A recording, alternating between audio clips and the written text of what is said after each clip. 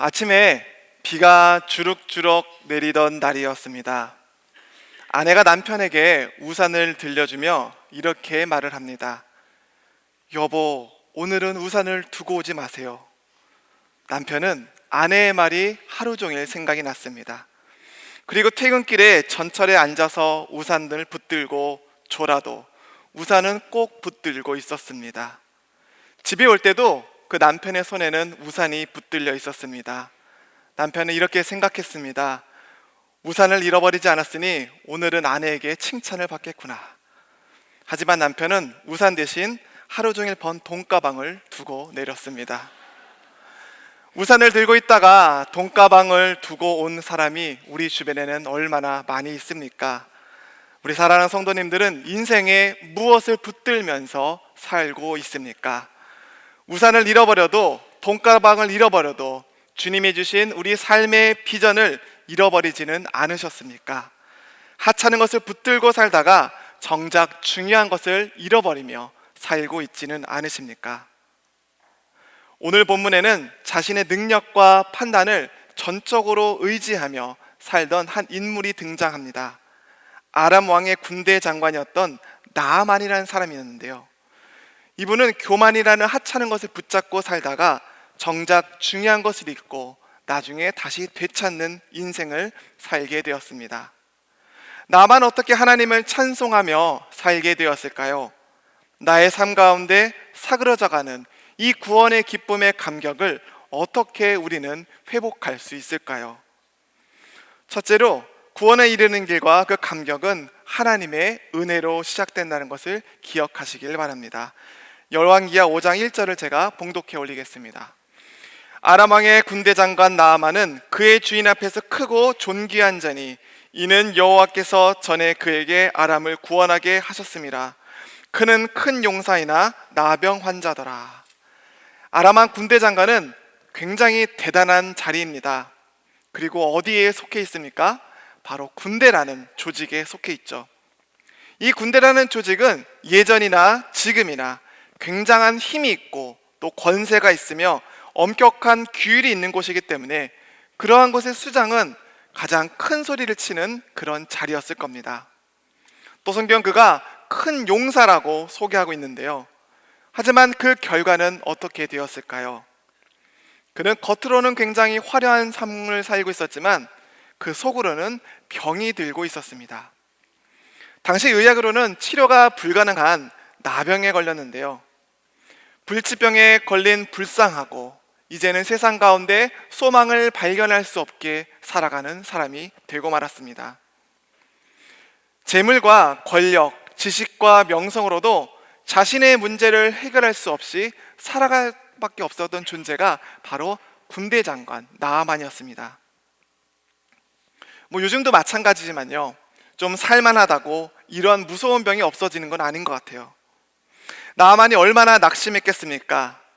이 군대 장관이라는 자리 때문에 그렇지 실제로 그 밑에 있던 수하의 부하들이 그를 얼마나 무시하고 피하고 다녔겠습니까? 사실 그의 지위가 있으니까, 한 나라의 군대 장관이니까 그 앞에서는 굽심거리기도 했었을 거고요. 명령을 받았지만 아마 그 옆에 있던 참모와 부하들은 그냥 딱 할 말만 하고 그 자리를 비키진 않았을까요? 성경에는 나와 있지 않지만 아무리 상관이라도 병이 무서워서 요즘 말로 아마 서면 보고 하는 일도 얼마나 많았을까요?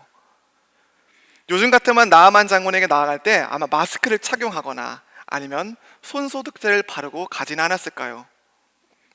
그런 것을 볼 때 이 나아만 장군의 마음에는 어땠을까? 그 마음 가운데는 항상 이 나병으로부터 내가 어떻게 하면 구원을 받을 수 있을까? 내가 어떻게 하면 이 환난을 극복할 수 있을 것인가? 누가 나를 구원할 것인가? 늘 이 고민이 그의 마음 가운데 가득했을 것입니다. 우리가 지금은 개역 개정 한글판 성경을 보고 있는데요, 예전에 그 개역 한글판 성경에서는 무병이라고 했는데 요즘은 무병이란 말보다는 한센병이라는 말을 더 많이 쓰죠. 현대의학은 이 한센병을 불치병에서 치료가 가능한 병으로 바꾸어 놓았습니다.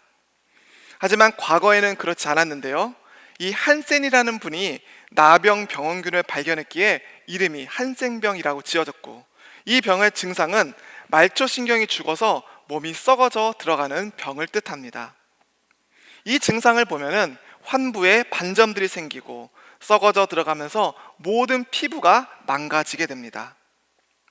그래서 그 이후에는 머리털이 빠지게 되고 눈썹도 빠지고 손가락도 구부러지고 발가락은 뭉그러지고 코도 뭉개져서 그 병에 걸리면은 일반 사람들이 보기에 굉장히 비참한 모습으로 살아가게 됩니다.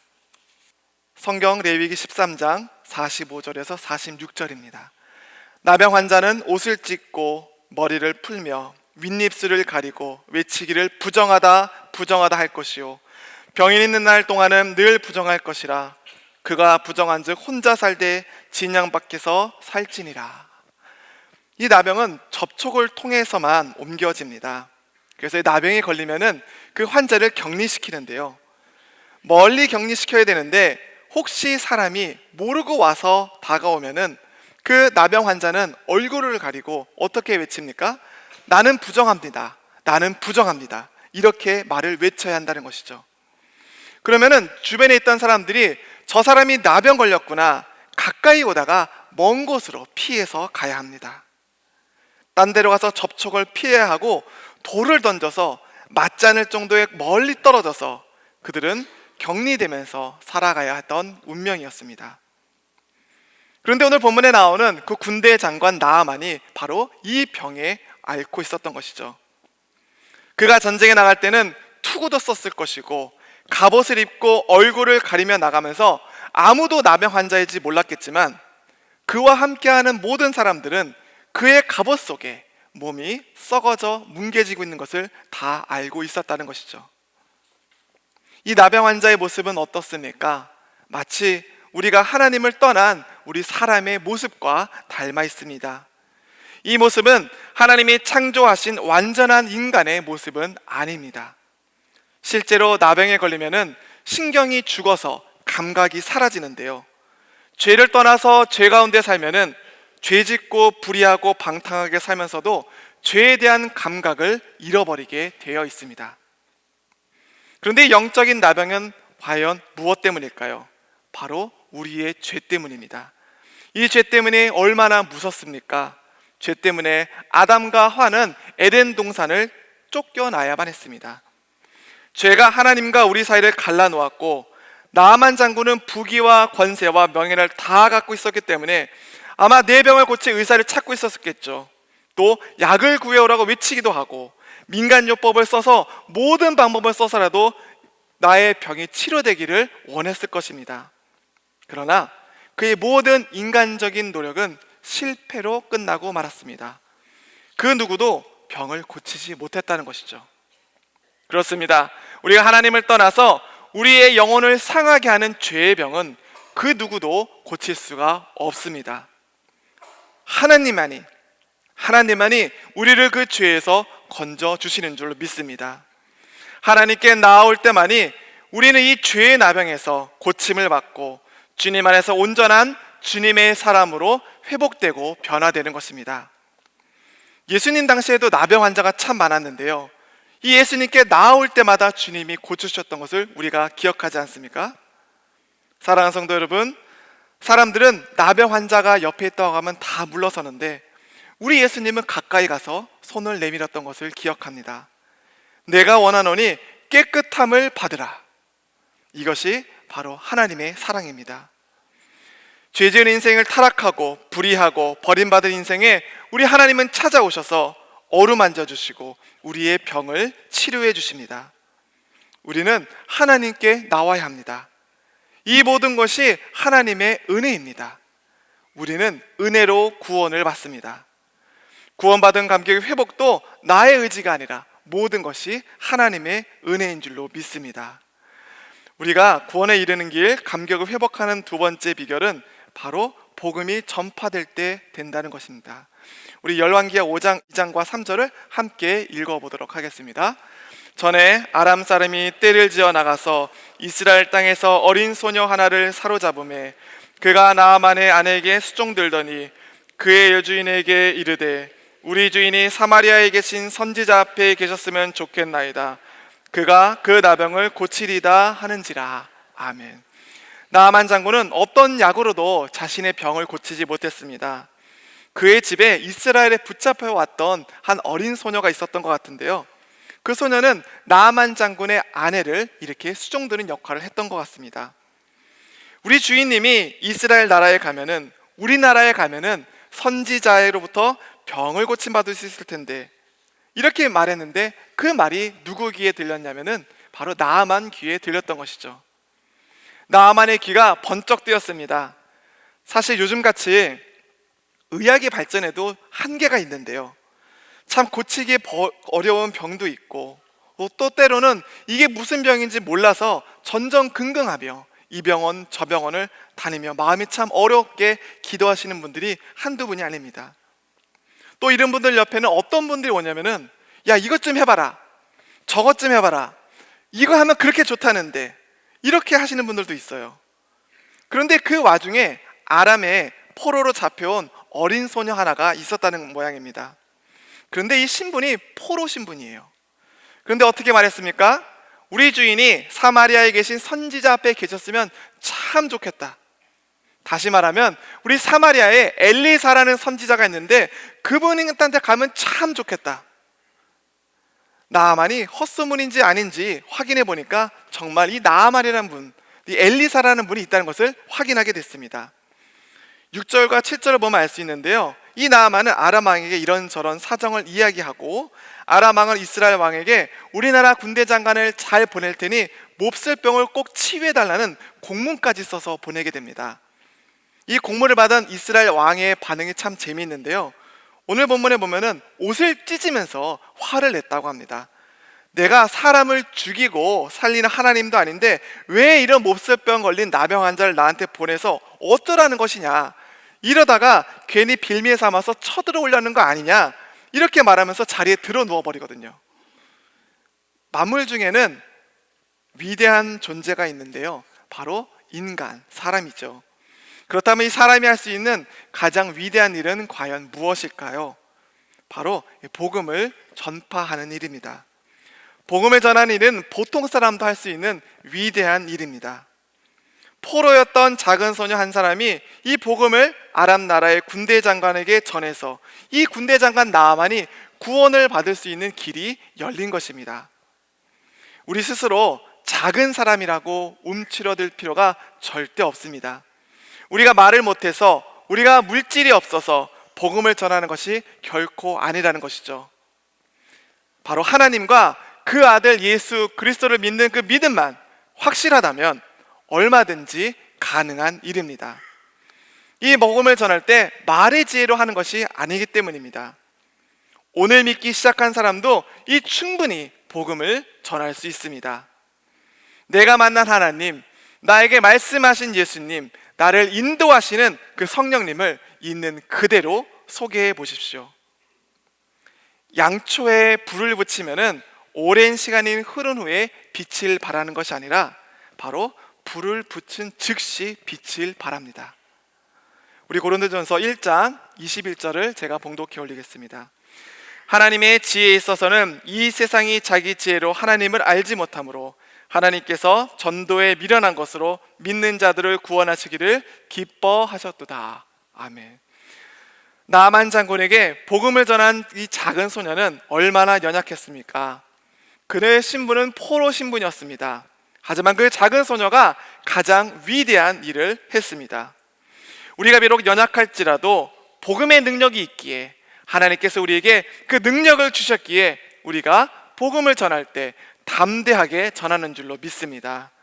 그래서 우리 위대한 구원 역사에 모두 쓰임을 받는 우리 주님의 교회 성도님들이 되시기를 간절히 소망합니다. 마지막으로 이 구원의 감격과 이 구원에 이르는 데는 우리 가운데 교만을 버려야 합니다. 우리 8절을 한번 같이 읽어보겠습니다. 하나님의 사람 엘리사가 이스라엘 왕이 자기 옷을 찢었다함을 듣고 왕에게 보내 이르되, 왕이 어찌하여 옷을 찢었나이까? 그 사람을 내게로 오게 하소서. 그가 이스라엘 중에 선지자가 있는 줄을 알리이다 하니라. 아멘. 엘리사에게 이러한 나아만 장군의 소식이 전해지게 되는데요, 결국 이 나아만 장군은 바로 엘리사에게까지 찾아오게 됩니다. 이 어린 소녀의 말 기억하시죠? 그 어린 소녀의 말이 이 용사, 아람의 군대 장관 이 나아만을 엘리사 선지자의 집 앞까지 오게 한 것입니다. 우리가 하나님의 말씀을 들을 때, 하나님의 말씀을 들을 때 이미 기적은 이루어집니다. 우리가 하나님의 복을 다가올 때는 바로 하나님의 말씀을 들을 때입니다. 엘리사가 사람을 보냅니다. 왕이 왜 옷을 찢었냐고 묻자 아람 왕이 시비를 걸어왔다는 거죠. 엘리사가 시비는 무슨 시비냐? 내게 오면은 내가 이스라엘에 하나님이 계신 것을 보여주겠다고 말합니다. 그럼 이제 누가 바빠질까요? 바로 나아만이 바빠지겠죠. 나아만이 다시 짐을 싸고 엘리사를 찾아가게 됩니다. 그런데 엘리사가 왔는데 아무도 나아보지 않는 겁니다. 10절에 보면은 사자를 보내서 말을 하는데요, 우리가 참 잘 아는 내용이죠. 요단강에 가서 7번 몸을 씻으면은 깨끗해질 거고 그때 집에 가라라고 전합니다. 나아만이 참 고통스럽고 나병의 모습으로 이 타국 땅, 이 외국까지 와서 마음이 참 어려운데 정작 엘리사는 만나지 못하고 이리 가라 저리 가라 나아보지 않고 자기 증세는 물어보지도 않고 푸대접합니다. 이 나아만의 기분이 과연 어땠을까요? 게다가 이 나아만은 엘리사가 가르쳐준 치료 방법이 마음에 안 들었던 모양입니다. 요즘 말로 주사라도 좀 놔주던가, 피부에 약을 붙여준다던가, 처방전을 써준다던가 그럴 줄 알았는데 그게 아니니까 꽤 화가 났던 모양입니다. 우리 11절 한번 같이 읽어보겠습니다. 나아만이 노하여 물러가며 이르되 내 생각에는 그가 내게로 나와서 그의 하나님 여호와의 이름을 부르고 그의 손을 그 부위에 위에 흔들어 나병을 고칠까 하였도다. 아멘. 하나님의 말씀이 선포되는 자리에는 두 갈래로 나누어집니다. 첫 번째는 감사의 자리, 두 번째는 교만의 자리입니다. 어떤 사람은 말씀을 들으면 감사가 넘치지만 어떤 사람들은 그러한 말은 누가 못하냐며 교만의 구렁텅이에 빠지고 맙니다. 어떤 사람은 복음을 전하면 구원의 감격을 누리지만 어떤 사람은 내가 누구인지 아냐면서 교만에 더욱더 다가갑니다. 그래서 우리가 하나님 말씀 앞에 나아가려면 교만의 벽을 넘고 교만의 산을 정복해야 합니다. 그래서 주님 앞에 나올 때 배운 자나 못 배운 자나 가진 자나 못 가진 자나 모두 다 천부여 의지 없어서 두 손 높이 듭니다. 저를 불쌍히 여겨 주옵소서. 이럴 때 바로 하나님의 은혜가 임합니다. 구원을 받는 데는요, 믿음만 필요한 거지 다른 것이 필요하지 않아요. 기적을 체험한 데는 믿음만 필요하지 다른 것이 필요가 없다는 것입니다. 그런데 나아만의 처음 태도는 어땠습니까? 바로 교만했습니다. 알게 모르게 자기가 이 아람이라는 나라에서 굉장히 존경받고 높은 자리에 있고 군대의 수장이 있고 또 내가 잘났다는 의식이 들어갈 수 있으니까 이것이 피해갈 수 없었다는 겁니다. 그런데 나아만의 종들은 굉장히 좀 다른 사람이었는데요, 이 주인을 참 잘 모시고 있던 사람들이었습니다. 주인을 위해서 주인을 사랑하는 마음으로 올바른 말씀을 전하는데요, 어린 소녀의 말을 듣고 여기까지 왔는데 물에 씻고 가는 것이 뭐 그렇게 어렵냐고 말을 했어요. 만약 이 종들이 이게 뭐냐고, 우리가 이런 대접 받으려고 왔냐고, 우리 다시 아람으로 돌아갑시다 장군님, 이렇게 말했으면 오늘의 이야기가 이루어지지 않았겠죠. 부활을 잘 두었기 때문에 이 나아만이 마음을 돌려먹고 이제 요단강가로 가게 됩니다. 우리 14절을 한번 같이 읽어보겠습니다. 나아만이 이에 내려가서 하나님의 사람의 말대로 요단강에 7번 몸을 잠그니 그의 살이 어린아이의 살같이 회복되어 깨끗하게 되었더라. 아멘. 제가 어릴 때 살던 동네에는 공터가 하나 있었는데요, 그때만 해도 이렇게 놀거리가 별로 없어서 동네 꼬마 아이들이 모여서 가장 많이 했던 것이 불장난이었어요. 불장난. 어느 날도 제가 동네 아이들이 모여서 불장난 하는데 제가 꼭 끼었습니다. 그런데 그때 어떤 것을 태웠냐면은 스티로폴 있잖아요. 스티로폴 태우면 어떻게 되냐면 그 기름 같은 게 뚝뚝 떨어지거든요. 근데 어떤 친구가 스티로폴을 태우다가 그 떨어지는 기름에 제 오른손이 닿았습니다. 제가 너무나 뜨겁고 고생하고 화상을 치르던 과정이 참 마음이 아팠는데요, 그보다 더 힘들었던 것은 다 치료되고 나서 이 오른손에 남았던 흉떡 자국을 누가 볼까봐 또 왼손으로 가리고 다니기도 하고, 또 반창고를 붙이고 누가 물어볼까봐 마음이 늘 조마조마했던 그런 기억이 있어요. 오늘 말씀을 묵상해 보니까 아마 나아만 장군도 그러지 않았을까요? 그 장군이 요단 강가로 서서 무엇을 해야 됩니까? 이제 옷을 벗고 몸을 담가야 하는데 그의 온몸이 헐고 썩은 모습을 과연 어떻게 생각했을까요? 그 마음은 정말 부끄러워서 보여주기 어렵고, 사실 자기 식구들한테도 잘 보여주지 않을 그런 몸이었을 겁니다. 나의 이 부끄러운 것을 어떻게 하면 숨길까? 어떻게 하면 갑옷과 이 단단한 투구로 이 흉측한 나의 모습을 가릴까? 하지만 하나님 말씀 앞에 교만을 내려놓으니 무슨 일이 벌어졌습니까? 이미 옷을 벗을 때 자존감도 교만도 다 내려놓고 하나님 말씀 앞에 항복하고 순종한 것입니다. 그리고 물속에 들어가면서 한 번 풍덩 나아갔더니 아무 일이 일어나지 않고, 2번, 3번, 5번, 6번 무엇 하나 달랑하는 게 없었지만 마지막 7번 풍덩하고 나온 순간 그 나아만의 살은 어린아이와 같이 되었다고 성경은 말씀하고 있습니다. 이제 말씀을 맺으려고 합니다. 우리가 신앙생활을 하면서 연약함이 있을 때 하나님 앞에 담대하게 나아오십시오. 하나님께서 7번 몸을 씻으라고 하면은 7번 몸을 씻으십시오. 구원받은 감격을 다시 회복시킬 원하십니까? 다른 방법이 있습니까? 이전에 처음 믿은 그 뜨거움을 우리가 다시 한번 회복시키실 원하시는 분이 계십니까? 다른 비결이 있습니까? 다른 비결은 없습니다.